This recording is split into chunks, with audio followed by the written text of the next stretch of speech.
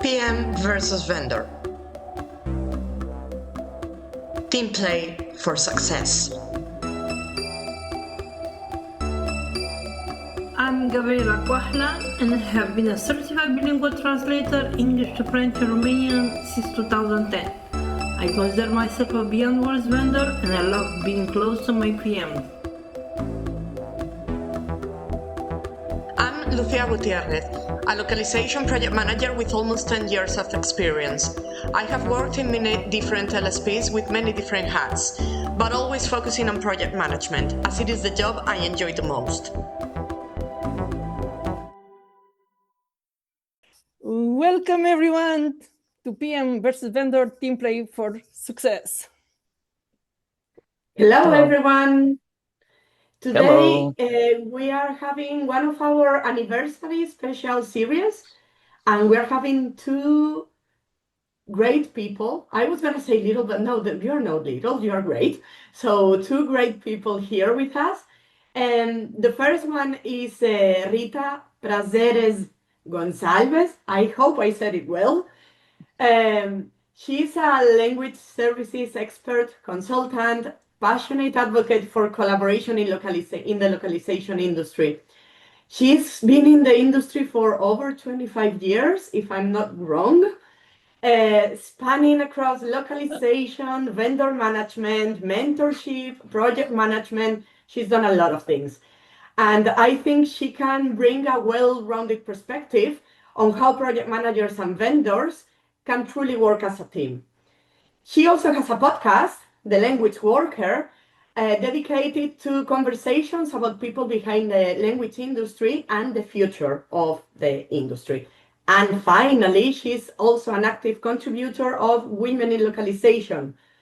I hope you all know this community. If you don't, please go and research it online because it's a great community that supports knowledge sharing across the industry.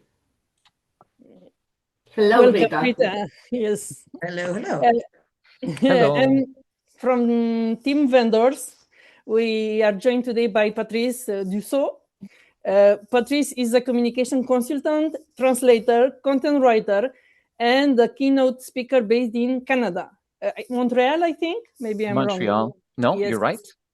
With more than 2 decades of experience in the language industry, he helps organizations ensure their message resonates with French-speaking audiences through, as I said, translation, content creation, and strategic communication.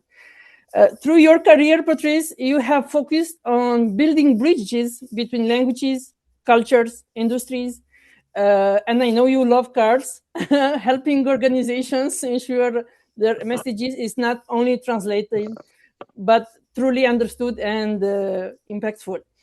I know your work focuses on economics, geopolitics, and especially luxury sectors. You love expensive cars and watches.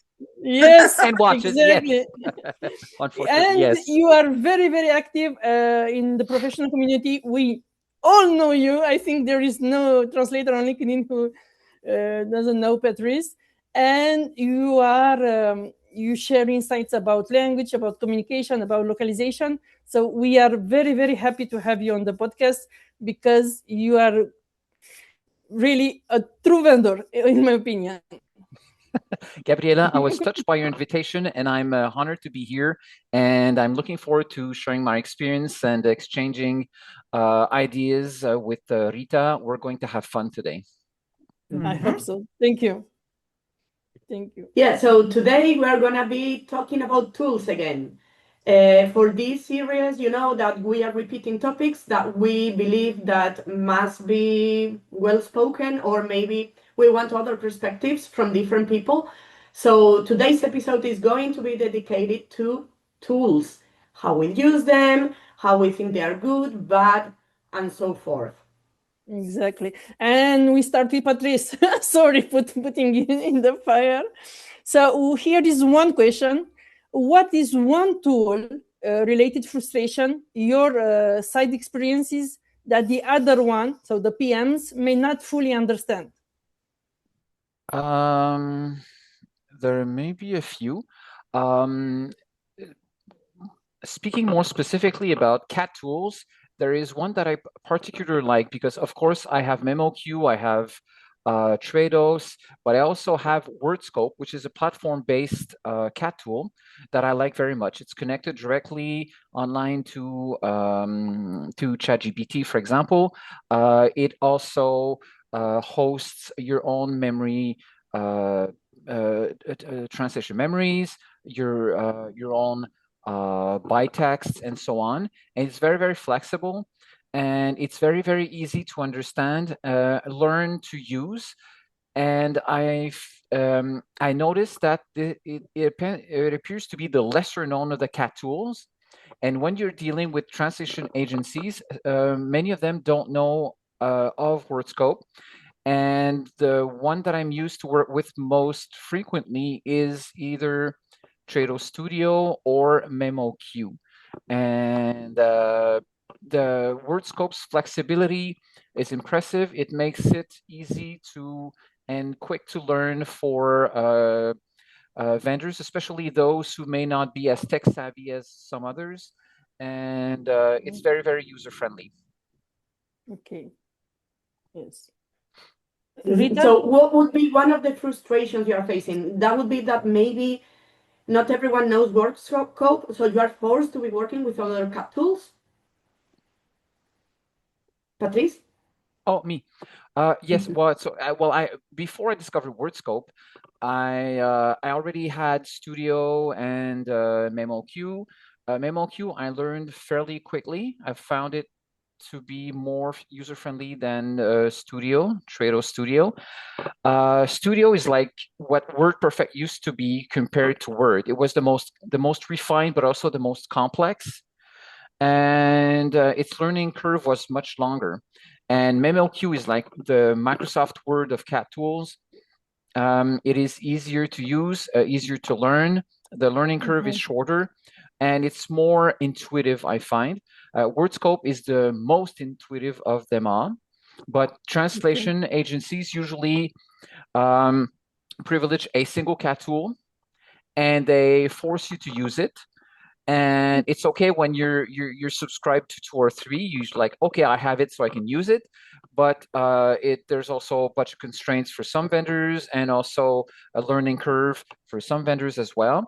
And when you have more than one agency client, you're like 2, 3, 4, you may be faced with having to purchase and learn 2 or 3 different CAT tools.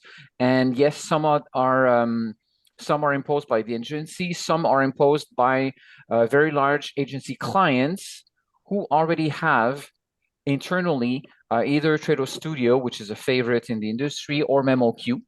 And they impose it upon the agency, and the agency says, well, all their files are in this file format, so that's what you have to use that's what we have to use internally ourselves, and our vendors have to use.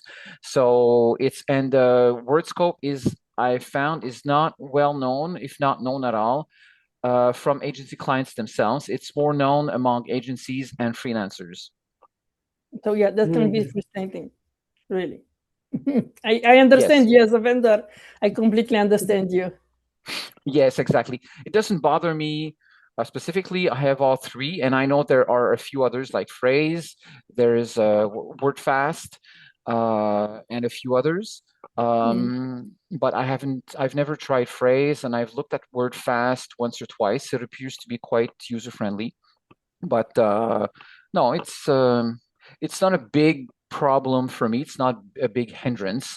I mean, you adapt, they give you work, they pay you. You adapt, and of course some CAT tools are more expensive. Some run several hundreds of dollars in Canadian currency, for example. Some are less expensive. I like it also when PMs or translation agencies say, well, we have so many licenses for our vendors, so here's your license number because we paid for it and you're allowed. That I find is a kind gesture, and it helps the onboarding process a lot. It's a barrier less for vendors, especially in today's economic time where a lot of vendors are pivoting to other roles, either within the translation or in communications industry or outside. And when your income is less predictable or lower than it used to be, then being supplied with a license is greatly appreciated. It is a kind gesture. 100%. Yes. Yeah. So And Rita, many from your agencies use point of view, what would be one tool-related frustration, for example? Okay, thank you so much for inviting me. I guess I haven't had the chance to say thank you. Thank you so much for being here. It was great to have you and your project in my podcast, The Language Worker, and now it's great to be here. And this is a very interesting topic. I mean, wouldn't expect to be invited to talk about this, but this is cool because it's something I think about a lot, as you can imagine. So let me start by saying that there's actually two motivations for an agency or a final client to choose a tool or a set of tools, right? So obviously, I understand that vendors or talent, as we like to call them in the vendor management part of things, the truth is that it has to do with company culture or, as Patrice already mentioned, client demand or preferences, right? So company culture, I would say, is actually the biggest thing that people don't even think about. We have to understand that companies were born, some of them from people who are already in the industry, and some of them from people who are not in the industry before, right? And this makes a huge difference. If a company has that classic set of tools, it usually means that the founder of that company, the first creator, also had already vast experience in the industry and therefore went for the most obvious tools. I would say this is what justifies, Patrice, the fact that you have a lot of companies that still use Stratus as their main tool, which can be pretty expensive, especially these days. You only have the subscription model. You don't have the possibility of just acquiring the tool, which is now a common and recurrent situation for every single tool that we use. And then we have obviously the big players in the industry. And I would give the example you just talked about, WordFast by Transperfect, that obviously they have the ability to transform any file into a file that is compatible with WordFast, and therefore vendors already know what to expect when they receive a translation project from Transperfect. But the truth is that if you know many agencies like I do, because I work for several clients, the truth is that there are other tools that we don't expect that are also used in the industry, because some boutique companies, for example, have a different approach and they're a little bit more custom made, they're proprietary, their internal team will develop them. So all of this has to do with that. So it's a really cool conversation that I think it's amazing that you brought it here, because most of the people don't talk about the client's motivations for using these tools. It's also geographic a little bit. I know that the transit family, for example, tends to be used by clients who have great relations with clients from the German-speaking world, right? This is common from Switzerland, from Austria, from Germany. So this is a bit like that. So if you understand, if you have a broader overview of the industry, I think this is why we need to communicate vendors, project managers, all these people, so that we can understand, explain to each other what the motivation is behind the choices, so that people don't think that it's because they don't want us to be flexible. They don't want to be flexible with us. They are forcing us to use that or that. Patrice mentioned WordScope. I'm actually looking into it as a user, because they have a very interesting feature that I don't think it's very common. And you will, since you know it better, you can correct me if I'm wrong. But they have connections to multiple glossaries and dictionaries. This is obviously what fascinates me. So this is a huge thing for someone like myself, always interested in the more, linguistic, terminological part of things. So it's true that this is a tool that I've also got to know recently, and it's very interesting. But it's true that I've never met an agency that has adopted this tool, and I understand perfectly what Patrice is saying. It has a lot of very specific features that can be very helpful. So I think my frustration, as with everything else in our industry, is that, and you're doing a great job to help this, is definitely that we don't talk enough about our motivations for our choices. They're therefore making the other part sometimes feel a little bit pushed into a certain direction. It didn't necessarily have to be this way. And some agencies actually use even simpler tools. They don't use CAT tools, for example. It also depends on what kind of markets they're servicing and what kind of clients they have. But essentially, I will go back to this first point. It's about company culture and the genesis of that company more than anything else, in my opinion. Yeah, no, I totally agree. And following up on that point that also Patrice touched before, do you think, Rita, that vendors should always adapt to the tools chosen by the LSP?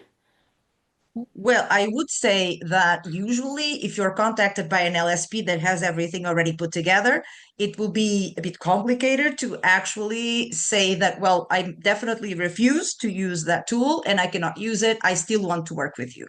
Because maybe the company doesn't have the means to transform that file into another type of file. But this is a possibility. When I was recruiting people, there were a lot of tools that people did not want to work with. I better not say the names. I'm sure some of them are hated by many people, right? And others are preferred by many people. But the truth is that if there is a reason on the other side from the PM or the VM, they will be able to adapt if at all possible. So if you say, I'm this is the right person for this project, but unfortunately they cannot work with this tool for whatever constraint. It can be something completely different. It can be related to the tech itself, for example, not necessarily preference. And the truth is that if there is a reason for that, if you have a specific language pair that it's not very common, if you're a great expert in an area and everybody recognizes you for that, you know, like Patrice with the luxury watches that we all know that he does. So we would go maybe a little bit more flexible and say, okay, Patrice prefers this one tool. Maybe we can do something in our engineering side in order to make it possible. So it's not true that it's not possible to adapt from the side of the LSP or the final client. The truth is that it's our job also, right, as vendors, when we are on the vendor side, because, you know, I'm on everybody's side. I'm a PM, I'm a VM, I'm a vendor, I'm all of that. And I'm thankful for that. It's a great opportunity to see all the sides of the industry. But the truth is that it is possible for the company or the LSP, if there is a reason or if there's a motivation, I'm sure that, and I've done it myself, obviously, I've asked my teams to make changes or make things possible so that we could work with certain people. Definitely true. I heard the word communication so many times, especially from you, Rita. So I just have to say thank you. You know how much I love this word. So the next question for Patrice, for you both actually, is, you know, before we had the inbox, we had Word, and that was all. But now we have so many tools, so many on desktop tools, so many online tools, so many functions, so many, I forgot. So my question is, especially for Patrice, do you feel that the communication between PMs and vendor switch? Do you feel that there is a different interaction? Because we use more and more tools that we use, I don't know, we leave comments directly in the online tool, that we don't write emails as before, because, I don't know, do you feel that tools improve the communication or they reduce it at the end of the day? Automation tools that automate like some of the part of the correspondence between vendors and PMs and automate other portions of the process. I find that they create a barrier, like a cold barrier in the distance. What I've always appreciated from small LSPs is the personal warm contact. Personally, I've always chosen explicitly to work with people who smile and whom I can hear smiling when they're speaking to me on the phone, when we happen to be on the phone, which is more rare today, but still, and in emails as well. I like people who use emojis. I don't judge them because I may think that it's not professional, it doesn't look high end or whatever. I like people who use emojis, smiling emojis, of course, not the angry ones. And what I've the larger agencies, like there's one giant agency in Canada that has really well done what I call its vendor interface. Of course, it's their team of PMs, and their PMs are incredible. They're not only professional and efficient and fast when they need to, but you can exchange more personal, like introduce a little funny note, little personal observation. I didn't know we had this in common. This is so cool. Oh yeah, by the way, did you go there or did you? I love it, and they're completely successful at it. And it makes a difference because a lot of people, vendors, are wary of large LSPs, especially the world giants, and because the processes are in part automated, or the PMs. I haven't worked with any of the world giants, only Canadian giants and a few others, and people have told me in the LinkedIn DMs or online during video calls that working with world giants that shall remain unnamed, their PMs are impossible to work with. They're stonewallers. They're cold. They don't care. Oops, I forgot this, or you have this problem. I can't help you with that. That's the kind of comments that I've received myself, and I cannot speak to my own experience with those world giants because I've never worked with them. But I haven't received like maybe one or two positive comments, but compared to the bulk, the truckload of negative comments that I've received, I'm guessing the experience is not very, very positive. There's another large LSP in the UK whose owner and founder I know personally, and we're good friends now. And I love her attitude, and she has also succeeded with her vendor interface and the way she onboards vendors, the way she treats them. Her team treats the vendors on a daily basis is exemplary, and she also has her own policy to pay vendors within 10 days after delivery of translations, which is industry beating, to say the least. 10 days for a large agency, that's massive. And so agency size does not bother me. Automations and tools to make daily interactions more efficient, I don't appreciate them because, well, I've studied different platforms as well. And when you're receiving automated or pre-populated emails or other types of communications, you start reading them, and after the first sentence, you know that it's automated. And even though it says "Dear Patrice" on top, you know that it was populated. And I don't like that very much, but I'm sure that Rita may have another point of view, and she's going to help me understand how I could navigate those processes and feel more warmly welcomed on a daily basis. So that's my take on it. Very diplomatic. I'll do my best. Thank and you. Let me start by saying this, right? Of course, you don't have to name them, but they're all over my CV, so I don't even have to name them.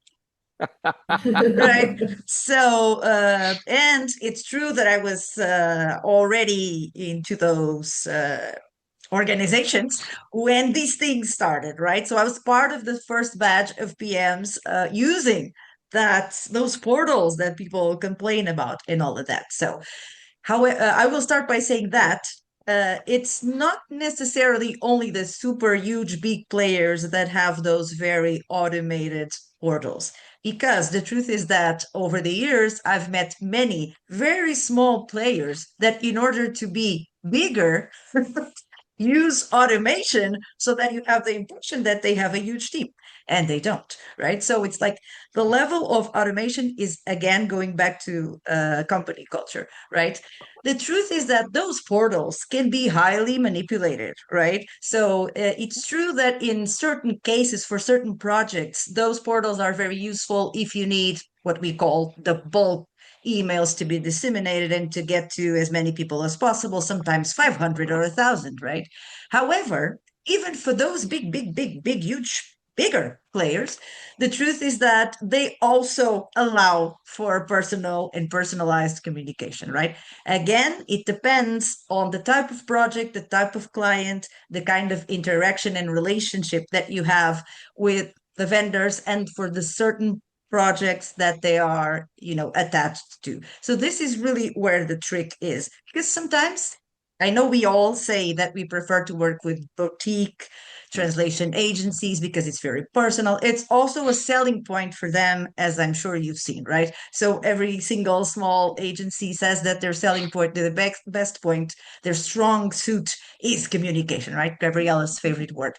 But the truth is that it's not always the case. And even with rates, it's an urban legend that smaller agencies pay you better rates, right? So I say, let's look at the whole history of the thing, right? Talk to the who's who, people who know, who've been there, who have seen the process, and ask our friends, our community, also another word that Gabriella loves, and Lucia for sure.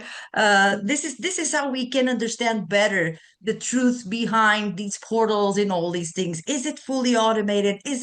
Are the companies full of rows of robots sitting, no windows, all dark, and all they do is work? No, usually not in our industry, at least, right? So it's true that they rely on automation a lot and all that, but there's a lot of very, very personalized work going behind all of these things. So I would say we need to go a little bit beyond the size of the company in order to make decisions about the decisions that they make and the way it will affect us. I will say that it's true, there are a lot of companies that not only don't use cat tools or any tools, and they will actually have you on Slack, on Teams, and all of that, all of those communication forums, and people will be there for you to answer the questions on the spot. So there's many, and I think it's actually a trend that it's coming up a lot more. We're seeing people going into the two extremes, people, even smaller companies who are eager to automate as much as possible, and some just deciding that they don't necessarily need those tools in order to succeed in their industries. And that also impacts the way that you are recruited and that communication goes on between the two parties. So I guess, again, what we need to do is to talk about it more, to try to understand the whole idea on how people make decisions, the whole philosophy that guides a certain company, and then we can be a little bit more sure about what's going on. But if we find an email with smileys and emojis and things like that, we're like, this was either written by ChatGPT or there was a happy person. Sometimes we don't know, right? Yes.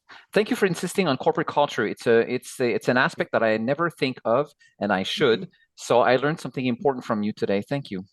Oh, wow. I love talking about that, as you can imagine, because I spend a lot of my time talking to company owners and being a part of companies somehow, right? Especially these days that I'm an independent professional who works with multiple clients. For me, that is an advantage because of that. But it's true that I've learned things I could have never learned by being inside those super large corporations and trying to be as curious as possible and asking questions, to the finance people, to the sales people, because they were just around the corner, right? That's the advantage of a big team. You can go and understand how people actually work on their niches. And I have to say, I always said that people should spend time together mentoring each other. So someone who works in production, PMs, VMs, should go and spend time with their coworkers in finance, in sales, and all of this. So I tried to do it, even if it was not official.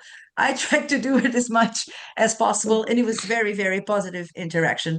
This is needed inside corporations, and definitely also in the relationship between whomever helps us in the companies to make things go forward. Because without vendors, freelancers in general, I mean, basically none of the companies in our industry would ever survive. And this is something we have to remember, right? Yeah. Always, yeah. So to just do a final question with one word, just one word, what is the only one aspect of collaboration that you think that no tool will ever replace? Talking. Just one word each. Talking, expressing yourself. It's one word, right? It's one expression, right? Expressing yourself. You need to do it, right? You need to do it. You need to express sometimes your frustrations and all of that. This is very, very helpful. And sometimes the person on the other side, the PM, let's say, whom I'm representing, right, will feel exactly the same way. But not necessarily, they cannot necessarily do something about it, but they will fully understand, and already the other part will feel validated, and communication and cooperation becomes much, much stronger. So just say it. Don't be afraid to be yourself. Like I say, bring 100% of yourself everywhere you go. Use 100% of yourself in emails, in communication. Work is life. Life is work. It's all one thing. So just be yourself, express your opinions, and don't be afraid, because most likely, if you're honest, on the other side, the other person will fully understand and do their best to help you, because this is how I acted with all my teams of PMs and VMs everywhere I worked. And as you know, I worked for big companies, but everybody on a personal level, everybody tried their best to accommodate any needs of our vendors and collaborators. That's what I'll say. Well said. 100%. Yeah, I had you said use only one word, and I was at a loss to find only one. But Yeah. Rita found the right one, and I agree with her. And I'm going to side with her. Express yourself. Express, because when you get to be yourself through your communications with PMs and agencies, you've made it. You're completely comfortable, and your day goes by faster. And you know what? Rita is my favorite kind of PM. She's the one that I'm looking for, because she has this added positive We did a match. attitude. Sorry? We did a match. Yes, and I've worked with people like Rita in the past, and I can feel their tone in their emails, and they're human first, and I love it. Express yourself. If you're only by expressing yourself can you find a fit with your clients, whether they are agencies or direct clients, because you're going to be naturally drawn to people who express themselves in a similar fashion to yours, and that is essential. I mean, our work is mentally demanding. It's hair-pulling at times, but if all your communications are fun and positive and filled with energy, like Rita's energy, that's what I prefer. That's what I even with my direct clients. I like people who are very. They write me emails. How have you been? And I wish you this and that. And by the way, can you take care of this translation for us? Yes, of course. It will be my usual pleasure. And it's been a pleasure speaking with you. And I like that tone. And express yourself. And I'm part Italian, so I like to express myself and move fingers like this. And and everybody knows it. If you work with me, you know it. And yeah, express is the ideal word. It's perfect. And by expressing ourselves, we will not have that hate that we are against. We hate, Lucy and I, we hate the word hate, because PMs, they think that freelancer vendor hate them. Freelancer vendors, they think that the PMs hate them. That's not true. Never. At least. So I That's not think true.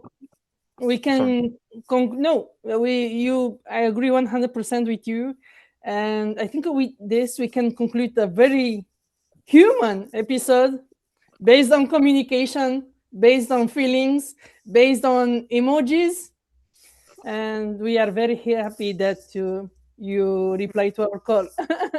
Let me just say that it's been my absolute pleasure, an amazing opportunity to meet Patrice and talk to him. Of course, I only know his posts and photos and watch luxury watch stories.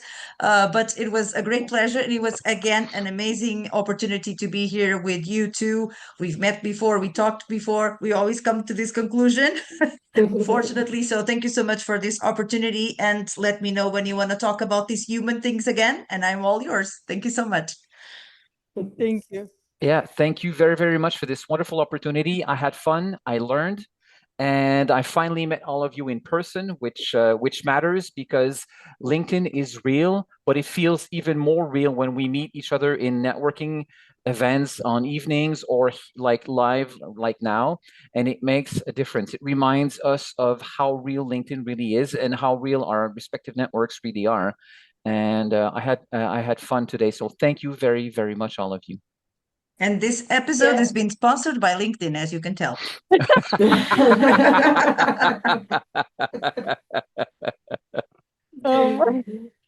Yeah, so thank you everyone for watching. Rita, Patrice, it's been a pleasure, and hope to see you soon in the future. And to all of you who are watching, see you soon. Bye-bye. Thank you. Bye.